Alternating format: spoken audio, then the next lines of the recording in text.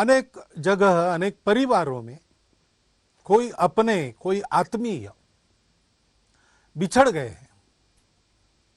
अनेक परिवारों में तो भरण पोषण करने वाला ही परिवार का सदस्य अचानक चला गया। 10 दिन में जो था वो नहीं था, ऐसे हो गया। और इसलिए अपने वाले के जाने का दुख और भविष्य में खड़े होने वाली समस्याओं की चिंता, ऐसी दुविधा में तो परामर्श देना, सलाह देना, इसके बजाय पहले तो सांत्वना देना।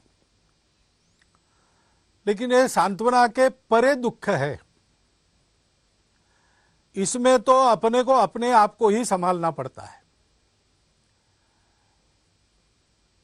हम अपनी सहसंवेदना बता सकते, बता रहे हैं, और यहां पर्दे पर केवल कोरी संभावना नहीं बता रहे। संघ के स्वयंसेवक सर्वदूर इस परिस्थिति में समाज की जो भी आवश्यकता है उसकी पूर्ति करने के लिए अपने अपने क्षमता के अनुसार सक्रिय है। परंतु ये कठिन समय है। अपने लोग चले गए, उनको ऐसे असमय चले जाना नहीं था, परंतु अब गए, अब तो कुछ नहीं कर सकते। अब जो परिस्थिति है उसमें हम हैं, और जो चले गए वो तो एक तरह से मुक्त हो गए। उनको इस परिस्थिति का सामना अब नहीं करना है, हमको करना है। पीछे हम लोग हैं, हमको अपने आप को और अपने सबको सुरक्षित रखना है। और इसलिए हमको नेगेशनिज्म नहीं चाहिए। कुछ नहीं हुआ, सब कुछ ठीक है, ऐसा हम नहीं कह रहे। परिस्थिति कठिन है, दुखमय है, मनुष्य को व्याकुल करने वाली है, निराश करने वाली है। लेकिन ये परिस्थिति है, इसका स्वीकार करते हुए हम अपने मन को निगेटिव नहीं होने देंगे। हमको अपने मन को पॉजिटिव रखना है, शरीर को कोरोना निगेटिव रखना है और मन को पॉजिटिव रखना है। उस दृष्टि से इस श्रृंखला में मेरे पूर्व वक्ताओं ने बहुत सटीक, संपूर्ण ऐसी परामर्श की बात रखी है, स्पष्ट रखी है, सरल भाषा में रखी है, अनुभूति के आधार पर रखी है। मन की दृढ़ता की बात उन्होंने की है। कोरोना प्रतिकार के अपने प्रयासों की गति बढ़ाने की, उन प्रयासों को वैज्ञानिकता के आधार पर स्थापित करने की, सामूहिकता से काम करने की, एकता की, उसी प्रकार सत्य को पहचानते हुए, स्वीकारते हुए उसके आधार पर काम करने की बात कही है।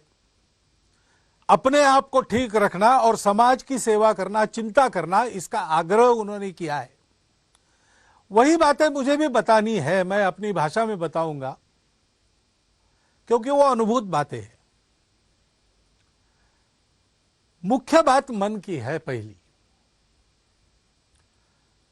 मन अगर हमारा थक गया, हार गया, तो हम तो जैसे किसी सांप के सामने चूहा एकदम निष्क्रिय होकर, कुछ भी न करते हुए लूला होकर बैठ जाता है, कुछ करता ही नहीं अपने बचाव के लिए।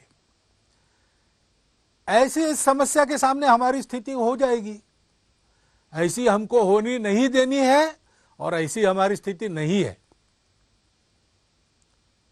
हम कर रहे हैं, सारे चित्र को देखते हैं तो जितना दुख है उतनी ही आशा है। ऐसे परिस्थिति में समाज की कुछ विकृतियां बाहर आती है, बात सही है, लेकिन जितनी विकृति बाहर आ रही उससे अधिक सत्कृति बाहर आ रही। बहुत से लोग सब प्रकार के, सब आर्थिक स्तरों से समाज पर यह संकट है, सब पर संकट है, इसका भान रखकर स्वयं की भी चिंता कर रहे हैं और उनसे जितनी बनती है उतनी समाज की भी चिंता करती है। ऐसे उदाहरण बहुत हो रहे हैं कि अपनी चिंता किए बिना दूसरों की चिंता, दाई नीड इज ग्रेटर, इस प्रकार की वृत्ति का दर्शन समाज कर रहा है। इसको हमने ध्यान में रखना चाहिए। निराशा की परिस्थिति नहीं है, लड़ने की परिस्थिति है, कठिन परिस्थिति है, लेकिन परिस्थिति तो अपने मन के प्रतिभाव पर निर्भर करती है। क्या ये निराशा, ये रोज 10-5 लोगों के, अपरिचित लोगों के जाने के समाचार का सुनना, मीडिया के माध्यम से परिस्थिति बड़ी विकराल है उसका घोष निरंतर सुनना, ये हमारे मन को उदास बनाएगा, कटु बनाएगा? ऐसा नहीं होता। ऐसा होने से विनाश ही होता है। ऐसा अभी तक हुआ नहीं है मानवता के इतिहास में, इसलिए ऐसी सब प्रकार की बाधाओं को लांघकर मानवता आगे बढ़ी है, अब भी बढ़ेगी। संघ के संस्थापक डॉक्टर हेडगेवार, उनकी किशोरावस्था में उनके माता पिता दोनों, ऐसी ही महामारी चल रही थी नागपुर में प्लेग की, उसमें स्वयं की चिंता किए बिना समाज के लिए काम करते थे। उस समय तो दवाइयां भी नहीं थी। अगर समाज की चिंता करेंगे तो निश्चित रूप से हम पर भी गाज गिरेगी, यह मानकर चलना पड़ता था। ऐसे समय में प्लेग के रोगियों की सेवा करते करते एक ही दिन में दोनों चले गए। डॉक्टर हेडगेवार किशोर आयु के थे, उस समय डॉक्टर नहीं बने थे, केशव कहे जाते थे। उस संवेदनक्षम आयु में उनके मन पर परिणाम क्या हुआ? क्या उनका जीवन आगे कटुता से भर गया, क्रोध से भर गया, निराश हो गए? ऐसा नहीं हुआ। इस वियोग के, दुख के विष को पचाकर उन्होंने उसमें से संपूर्ण समाज के प्रति निरपेक्ष आत्मीयता का स्वभाव बनाया। जिनका जिनका उनके साथ संबंध आया है, विचारधारा से उनके हो न हो, लेकिन वो एक बात बता कहते हैं कि डॉक्टर हेडगेवार यानी स्नेह प्रेम, ऐसा उनका स्वभाव बना। जब विपत्ति आती है तो हमारी प्रवृत्ति क्या होती है?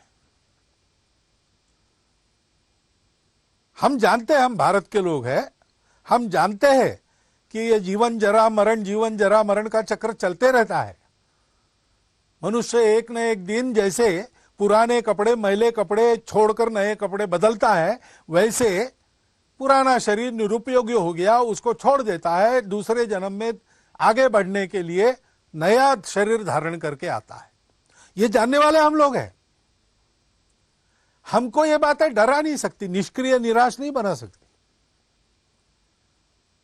ब्रिटेन के पंतप्रधान बने चर्चिल, उसके बाद उनके कार्यालय में, उनके टेबल पर एक वाक्य लिखा रहता था। वो वाक्य क्या था? Please understand that there is no pessimism in this office. We are not interested in the possibilities of defeat. They do not exist. हम हार की चर्चा में बिल्कुल रस नहीं रखते, क्योंकि हमारी हार नहीं होने वाली है। हमको जीतना है। संपूर्ण राष्ट्र को अपने उत्साह से, अपने वक्तृत्व से, अपने करने से चर्चिल ने इस मनस्थिति पर खड़ा किया कि चाहे जो हो, हम हारेंगे नहीं, हम शरण नहीं जाएंगे, हम जीतेंगे। और वो जीते, विपरीत परिस्थिति में जीते। उस समय का डाटा अगर फीड करते कंप्यूटर में, तो कंप्यूटर कहता कि इंग्लैंड बेचिराग हो जाएगा। लेकिन लगातार महीना भर दिन रात अपने देश को केवल टिकाया नहीं, तो उस